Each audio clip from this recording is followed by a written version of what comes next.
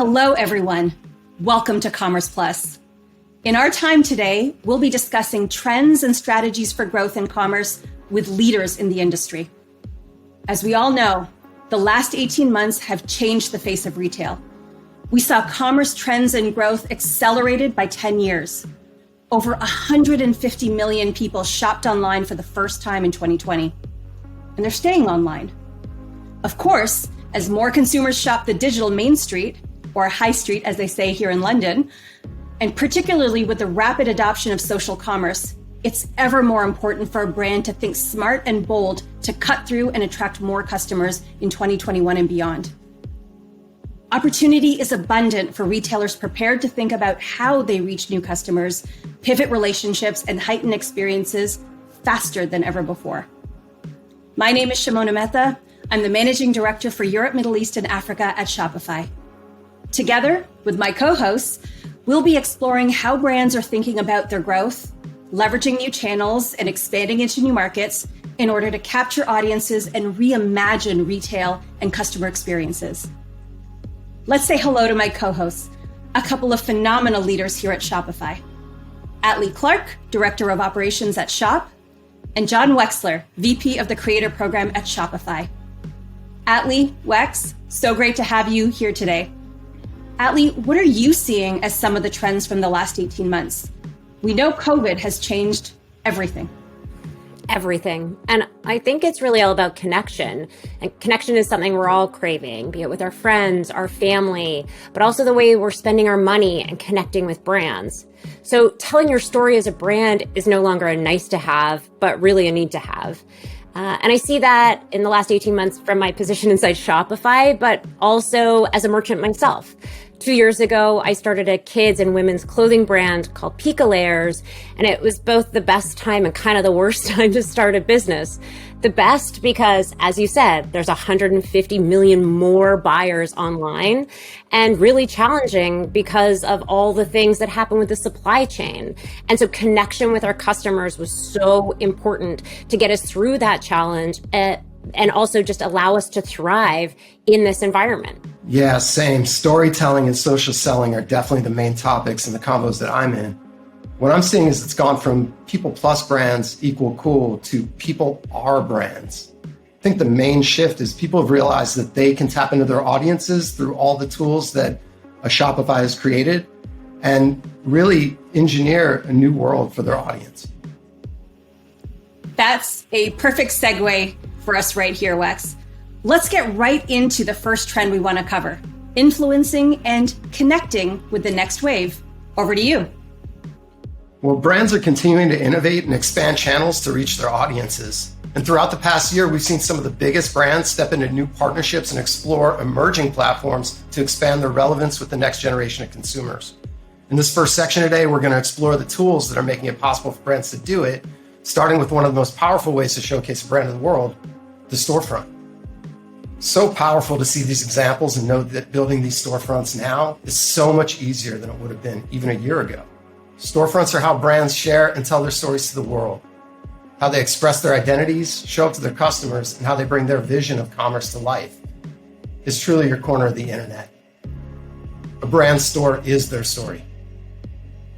Yeah, it's so true. Our CEO, Toby, recently said that creativity is the most human of traits, and I couldn't agree with more. And storefronts really help brands bring this creativity to the forefront and share it and engage with their customers. Across the full spectrum of commerce, and regardless of maturity, technical resources, or complexity, Shopify provides the platform to build and deliver those unique buyer experiences the world has never seen before. The online store really is the heart of a brand and how they tell their story.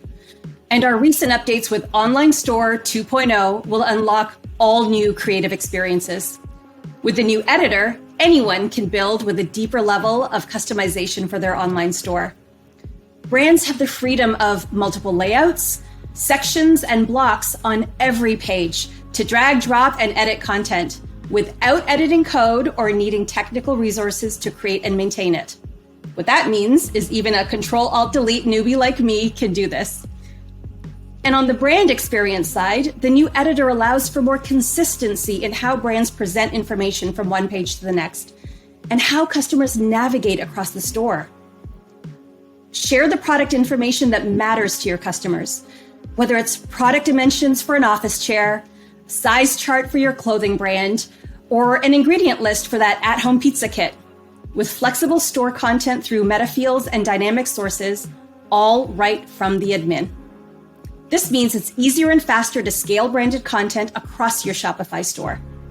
And something I know Atlee's really excited about, we introduced a brand new theme, Dawn, that ties together all the features of Online Store 2.0.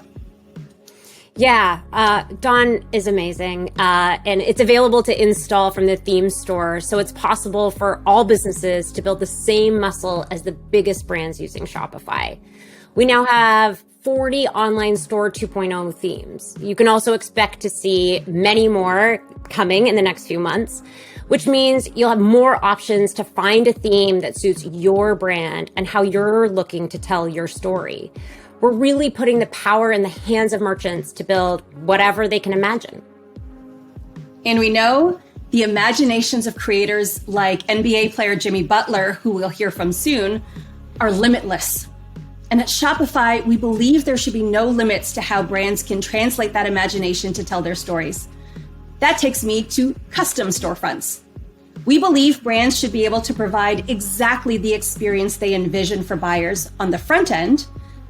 And we also want tech teams to have the flexibility they need when it comes to building and implementation on the back end. From brands looking for a headless architecture to better facilitate their tech requirements, to those looking to deliver a truly unique buyer experience, Shopify's custom storefronts can do that. And so, what does that mean in real life? Allbirds' mobile app lets customers try shoes on virtually with the magic of AR. Off Limits created animated characters to guide the buyer right through to a gamified checkout to make buying cereal fun. Yolele created a one-of-a-kind visual product explorer for their delicious products. And Moonlander created advanced customization to personalize its ergonomic keyboards. We're incredibly excited about the product investments we're making this year to support brands in building their story, their store, and their stack. We recently announced Hydrogen and Oxygen at our developer conference earlier this year. These products will change the way developers build unique and dynamic buyer experiences for the web and open up new avenues for creative work. Our investments in Hydrogen and Oxygen mean that developers in every corner of the world can quickly get started building the most expressive, creative storefront experiences while leveraging the expertise and infrastructure that powers Shopify's 1.7 million merchants. This is a huge investment inside Shopify, really to give the power to every developer to create their vision online. Shimona, I know you recently sat down with some of the fastest growing direct-to-consumer brands on Shopify. Can you tell us more about that? Yes. In this increasingly crowded online space, it is so important for brands to stand out and to build intentional connections and communities to cut through the noise. I sat down with the co-founders of some of the fastest growing D2C brands, Gym Plus Coffee, Mented Cosmetics, and Lounge Underwear to find out how they are doing all of this. Mel, KJ, Darmid, thank you so much for joining us today. Let's dive right into the questions because I know everyone is really interested in hearing how you've managed your growth and what you're seeing for global growth in the future through your D2C brands. For all of you, you've grown so fast and so quickly, and we've watched you continue to learn as you grow. What was your journey to become a D2C brand? How did you actually evaluate that you were going to choose this business model over any other or choose these channels versus any other before going all in? For me and my partner, Amanda, when we were starting Mented Cosmetics, we wanted to create a brand that would speak to women of color. We wanted to create a brand that would celebrate women of color. But we were getting into a really big, really well-established industry with thousands of beauty brands. And so for us, what made the most sense was how do we talk directly to our consumer? Because at the end of the day, the only reason they're going to choose our brand over another's is if they understand who we are. They understand the brand. They understand the products. They understand, we're vegan, we're clean, we're everyday beauty, we're fully pigmented, and we are made specifically for you. And we didn't think we'd be able to really tell that story if we went through retail first, right? Because at retail, you have so little space to tell a story. And we wanted to be able to connect with our consumers. So we started by connecting with influencers on Instagram and, with YouTubers, and they helped us tell our story. But again, all of it was direct. And so when they would tell the story, they would share the link to mintedcosmetics.com. And we just very quickly were able to grow our community because it was so direct. So for us, it was kind of a no-brainer. How do you make a big splash in a really big crowded industry? You go directly to your consumer and tell your story. And that's what we did. And it's proven to be successful. Mel, you and Dan started Lounge, just 6 years ago, and obviously seen such incredible growth. How did you make that decision as to how you were going to grow? I think I'd really mirror what KJ just said. I think going back to the beginning of our journey, Lounge was born essentially as social media and e-commerce started to boom. So they kind of married together at the perfect time. So to be able to talk to our consumer and our community directly, make sure that our voice was our own and not one through a retailer, as KJ said, I think we knew that's the goal, just really to be able to take that customer feedback and drive the future decisions for the business. Now, let's take a look at the last, year to year and a half and all of the learning and pivoting that we've all had to do in this, COVID environment. What's worked? What's been surprising for you? What learnings have come through for you? I think direct-to-consumer brands have had a serious advantage over the competition. Having that direct relationship has been the key thing, really, to reacting to growth opportunities, reacting to supply chain issues, relationship issues, let's say. I think the thing that stands out for me over the last 18 months has been taking that authentic approach with our customers and community at all times. So I don't have to hide it. We had serious supply chain issues multiple times, sometimes where customers could be waiting for weeks, for delivery. If we just were upfront with the customer and said that, the response was 99% positive because people understood what was happening. I think the other side of it is being direct to consumer first, digital first. We were able to lean on what we already knew, the data that we had about our community, the email database we had built up, reacting to different channels performing differently week to week, across all the different advertising platforms. There was just such an advantage over brands that are just built up over decades in a different way. So I think, the agility that we had as a team and the agility that the business had because it had been set up, I think we were able to respond quite quickly. I think we're also very much aware that we're one of the lucky ones. It's a lot of work has gone into growing the business in the last 18 months, but I also think, luckily it kind of fell our way. There were plenty of good businesses that unfortunately, didn't survive that time.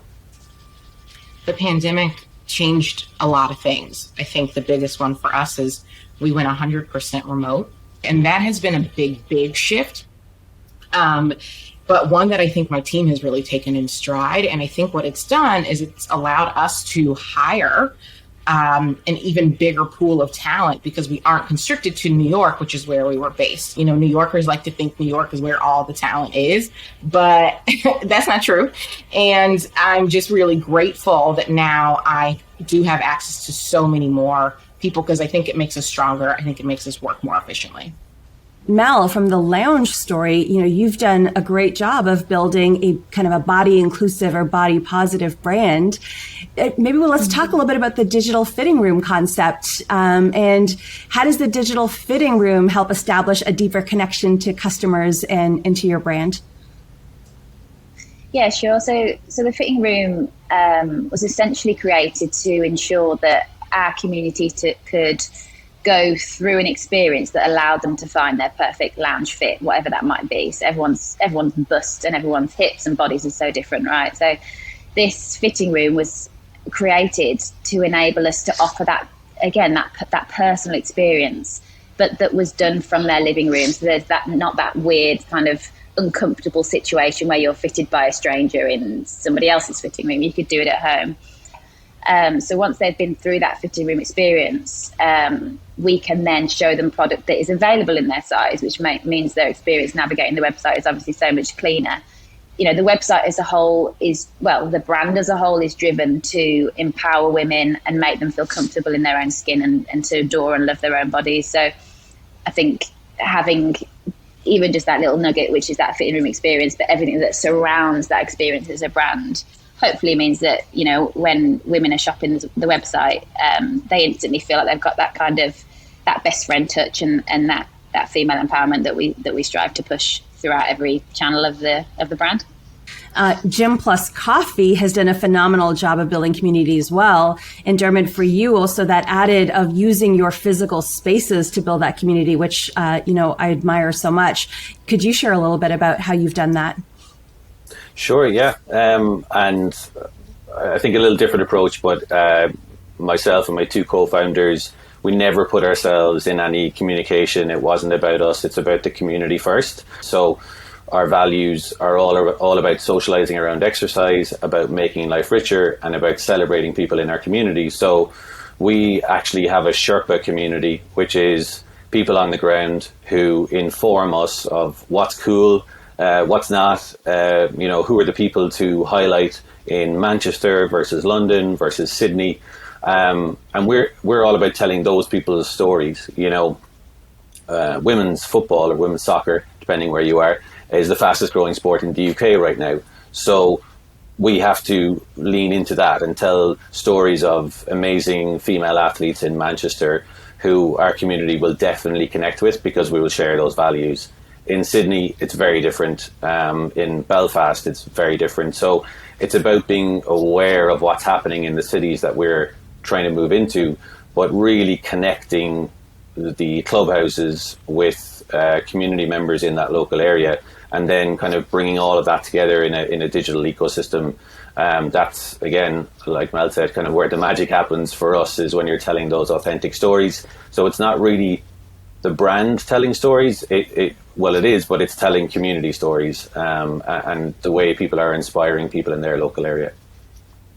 We know that, through social media, consumers are looking to connect with brands and feel that personal connection or engagement to a brand when they're making those purchasing decisions. And all of you have invested in social media. Did that investment into social media happen organically or was it a strategic channel that you knew that you wanted to lean into upfront, knowing that it would be a part of your marketing strategy? Yeah, social media just seems like such an obvious thing to do nowadays, but there's a lot of innovation happening there now as well. It's not just brand and community interaction. Obviously with new features like shopping, and we were lucky to be involved in the TikTok Shopify beta test, and just to see how people interact with those new features. I think we all know that live shopping and things like that are coming down the line in the next couple of years, and I think social media has just it'll probably become more complex, but it'll become even more important for brands like ours, where you just have to have a really strong platform and a really strong strategy to stay relevant all of the time, I think. There's that fine line between, being just running into the areas where you're seeing opportunity or where you're being pulled versus really staying true to, the experiences you're trying to create for your customers and scaling smartly so that you can do it well and for the long term. Mel, why don't we actually jump to you, because you've been doing that and you've been thinking about, unique channel expansion opportunities. How has that been going for you?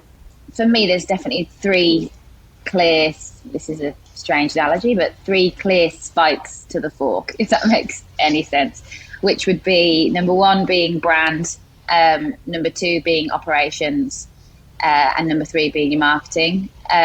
We've always owned our whole operation in terms of the warehouse. We've only just disconnected from them, but they're literally, I can see the building from here. And we're expanding massively at the moment in terms of how that runs for the business, with an EU distribution centre literally going live, I think, next week. but essentially we've run on the treadmill and just embraced the change. So as we see opportunities for growth, we just dive headfirst into whatever that market may be, and almost mirror the strategy that we've been doing in a successful market such as the UK, for example, and driven that with a culture first approach that makes sense for that market and allowed it to grow. Obviously, with social being at the very core of everything we do, we've already got that really that gorgeous kind of like spread tone of voice across globally. On Instagram, I think our biggest market is the US in terms of our following, but then the US as a market for the brand, we're still really trying to tread hard into that space. So let me ask you all, what is in store for the future for each of you? You know, what's next for your brand? I actually want to take a step back from launching so many new products every year. We launched like 8 trillion this year, it feels like, and really focus on channel expansion. We're expanding with our retail partners and hopefully expanding globally by early next year. That to me is the focus, getting Minted in the hands of more people versus continuing to pump out more products, which, you know, we've got really beautiful products, but I think it's easy to hop on this product wheel where you feel like I've got to do a new thing. And I actually want to slow down on that a bit and focus on expanding channels. Darmid, how about for yourself? What's next for Gym Plus Coffee? Big focus for us for the last 12 months has been sustainability, to be a real community brand, to be a real community leader. You have to take the lead on sustainability and just show everybody how we can change things, and businesses can be the ones to lead that. So it's something that our community are passionate about. So it's the real focus of everything from now on for us. Mel, what's next for Lounge? I guess just pushing harder and faster in all the lanes we're kind of already in. I think for us it's a case of being the innovators and kind of, I guess you asked earlier about advice for D2C brands that are coming up, but for me it would be finding what's new and just running hard and fast with it. You know, none of us know what that is yet, but it's out there, it's coming. So, you know, TikTok wasn't here a few months ago and suddenly it's next best thing, and Instagram are creating reels to try and become it. So there's something coming, and I think that it's a case of getting your brand to be there at the right time. Amazing. Thank you for that. So much good stuff here from all three of you for, you know, again, the next generation of direct-to-consumer brands, or those that are looking to leverage the lessons from really great, agile, and resilient direct-to-consumer brands. Thanks, all three of you, for your time today. Thanks for having us. Thanks for having us. Cheers. Wow. That was such a fun conversation for me. 3 brands growing quickly with different approaches to growth and community, which tells me that there's no silver bullet to going direct to consumer. It's all about what matters most important to you and how you want to build your brand as you learn about your customer and figure out then how to operationally make it happen. That idea of no silver bullet, I completely agree.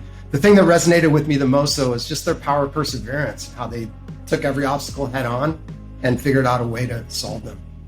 Yeah, absolutely. Amazing entrepreneurial stories. You might have heard Darmid mention that he was part of the TikTok shopping beta, and I'd love to share more about that. As we all know, customer acquisition costs are skyrocketing. And to stand out from the noise, it's really critical that brands get creative with how they're reaching and building relationships with their customers. And of course, hitting new audiences. We're seeing that new product discovery and connection building happen particularly in the context of the creator economy, the social media savvy creators behind brands with content. The creator economy is where content, community, and commerce come together. And we recently launched something new on TikTok that really helps brands and creators connect with new audiences in more ways for free. With TikTok shopping, we're making it possible for TikTok users to discover a brand or creator's products organically. Brands can now create a mini storefront by adding a shopping tab to their profile and integrating their Shopify product catalog into it. They can then tag and link to products from, yes, non-sponsored TikToks. What's exciting about this is that reaching people isn't dependent on the size of a creator or brand's follower list. Content gets shared with audiences that are most interested in it. It's the magic of TikTok.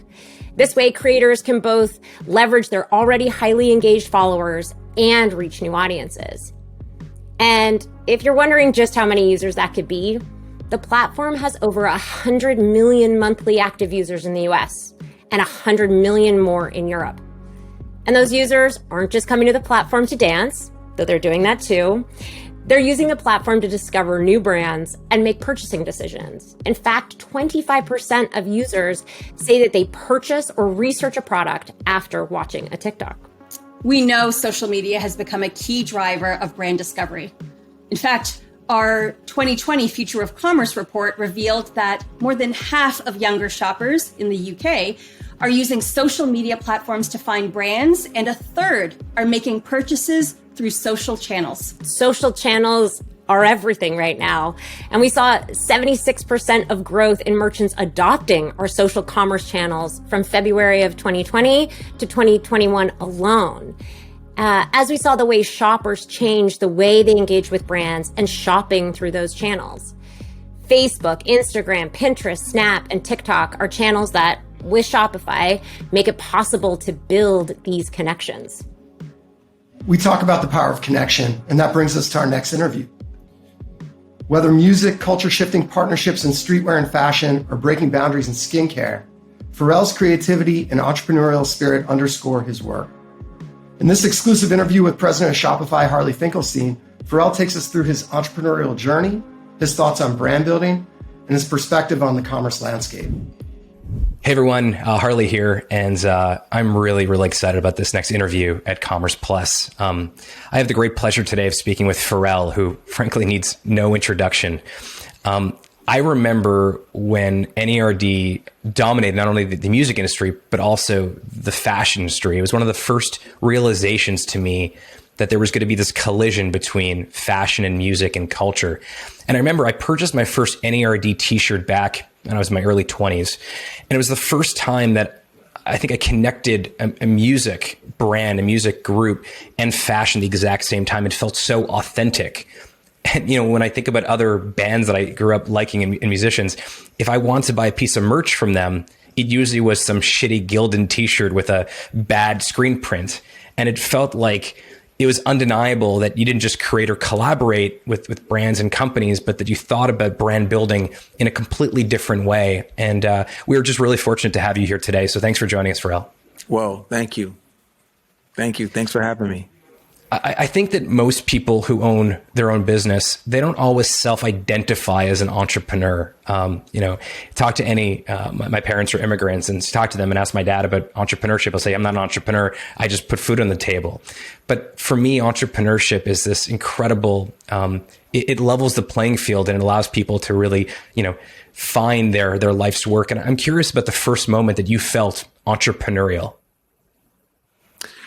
Well, I don't know that I've always felt entrepreneurial. I think that word entrepreneur has always intimidated me. Me and Jay-Z made a song about it. But that word's always intimidated me like it does most other people. Like you said, when you referenced your father, you know, he said he's not an entrepreneur. He said he just puts food on the table because there was something that he felt like he either could do or that he needed to do, and that it was going to be a means to an end for him.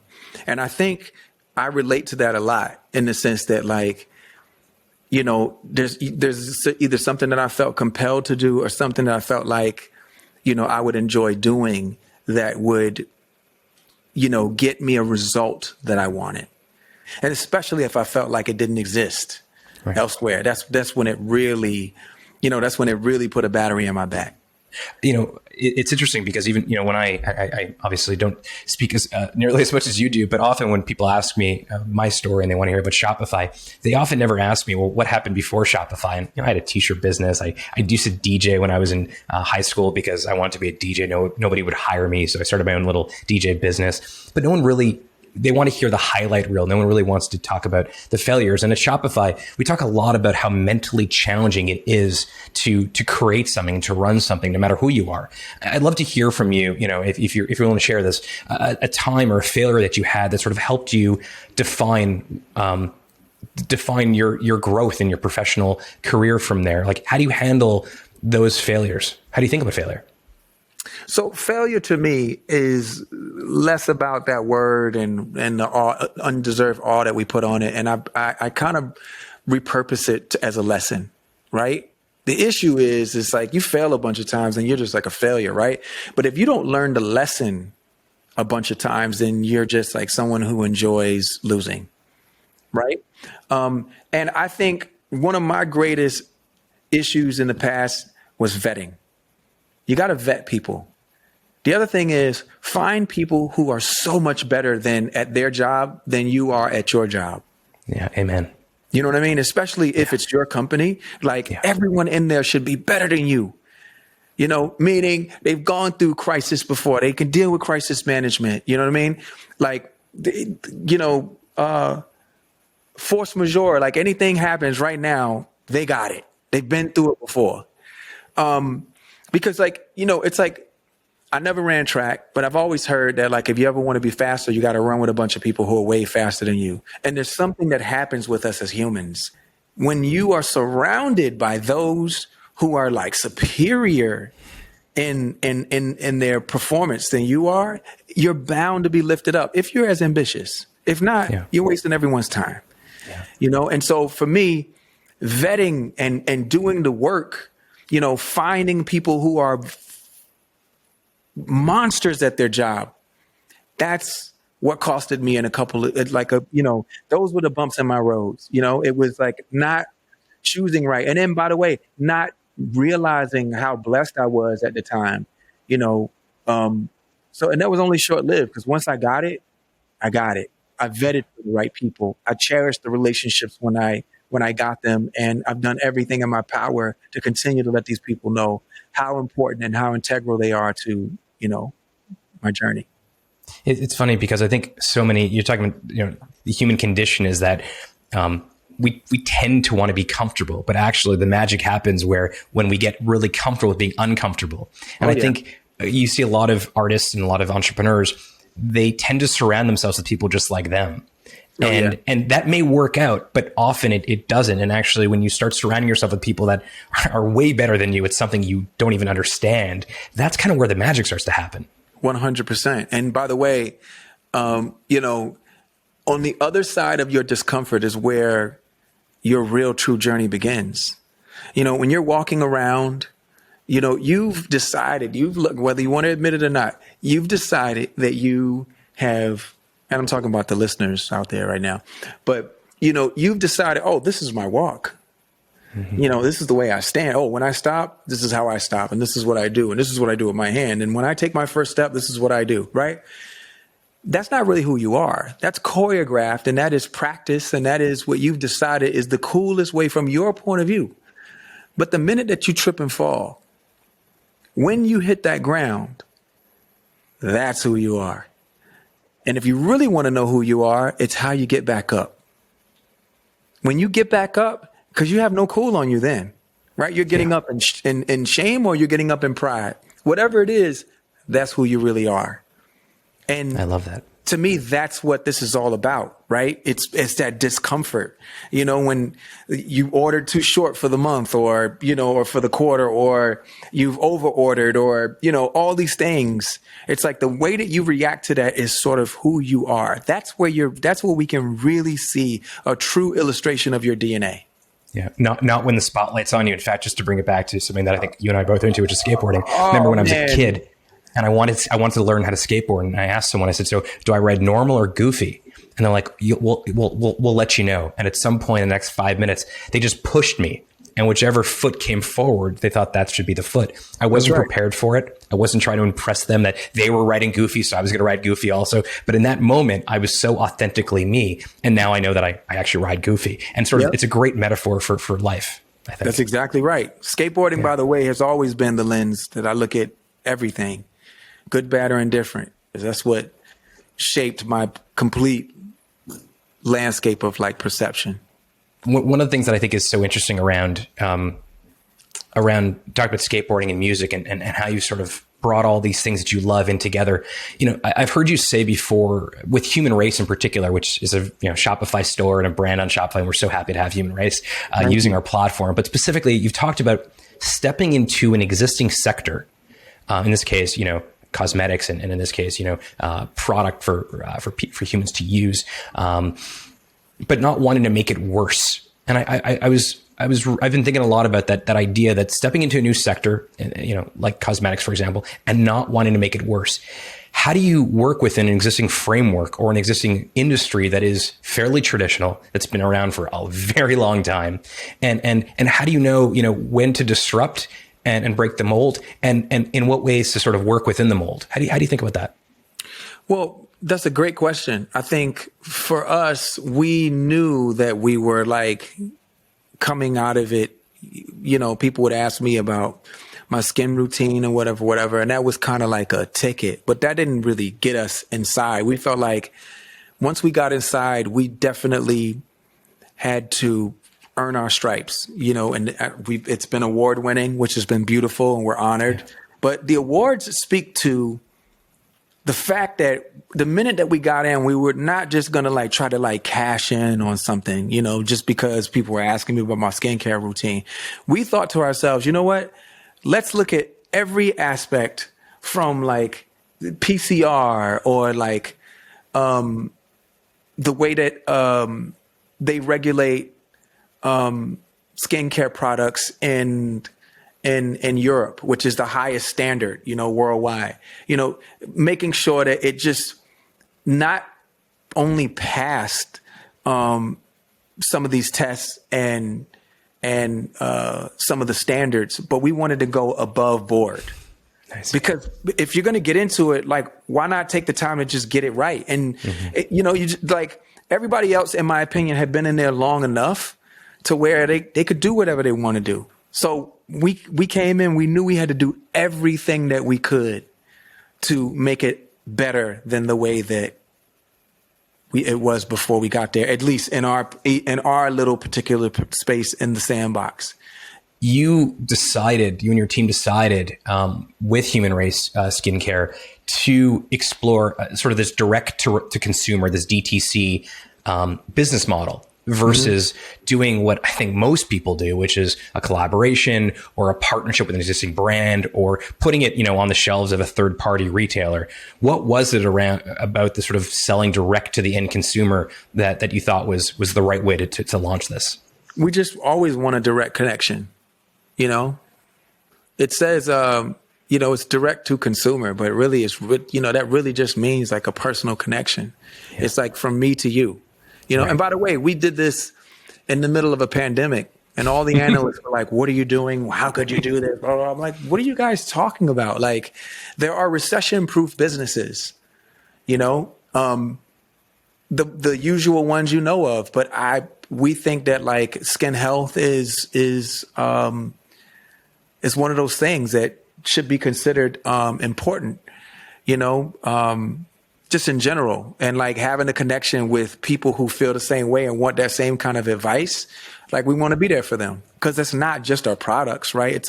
It's products, it's people, and it's also experiences. When you go on the website, it's not just able to buy, the skincare. There's other things there for you as well. There's video, there's content, there's explanation, there's you go deep on the ingredients. I mean, and I think that's, that's the beauty of direct to consumer is that I, as a consumer of this particular, moisturizer, for example, I'm not just buying moisturizer, I'm buying the entire story and all the different inputs that led to that.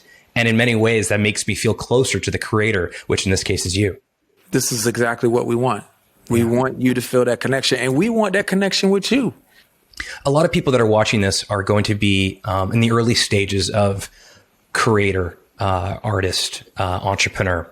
And, many of your brands, I think, would set you apart even across, the other very well-known, very successful artists, is that your brands in particular seem to have stood the test of time in a very unique way, and where different generations of consumers have an association to you, Pharrell, have an association to what you've built. And I'd love for you to sort of maybe talk a little bit about how like any advice you have for someone who's just getting started in entrepreneurship or in creating music or creating clothing or skincare or skin health, about building a brand or building a company that has longevity to it, that has a longer term impact. So one, find something that you love to do, something that you would do for free just because you were happy to be there. Like you'd be happy to be an intern, right? Yeah. One. Number two, try to find like a vocation connected to it. Do whatever it takes. Find a vocation that is connected to something that you love so much that you would show up for free, right? So those are two things. Number three, if you can find a way to service humanity as well with that job, well, now you have a dream job that you wake up every day and feel like you get paid for free. And you are also contributing to karma, good karma or goodwill. Like that's the reason why you start a business if you're going to start one. Pharrell, thank you so much for this.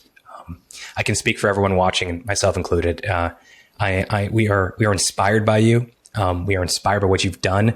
And honestly, it's not just the success that you've had, it's the way that you've carried yourself with class and character and authenticity. And just want to say thank you. No, thank you. And thank you for having us up on Shopify. Like this has been a great experience. I don't know if some of the people are already, the people who are on, you already know how great the experience is with Shopify. But if you're thinking about it, let me just tell you, if you're able to come up here and be a part of this platform, you're in great, great, great company. And as I said to you before, surround yourself with people who are better than you. Like this is a university, Shopify. So thank you for having us here. Thank you, Pharrell. It means so much to me. Thank you. My bro. I love the way Pharrell talks about the team that he constructed around himself and how he looks to bring in people who have insight. So amazing. Yeah, it was such a great interview. I think the thing that really resonated with me was when he talked about failure and that idea of just learning something every time you fail. It's such a great example of the entrepreneurial spirit. And bringing it right back to our theme, the entire reason he went direct to consumer was for that connection that he wanted to make with his audience, him with them and them with him. And building that connection is so relevant to our merchants right now.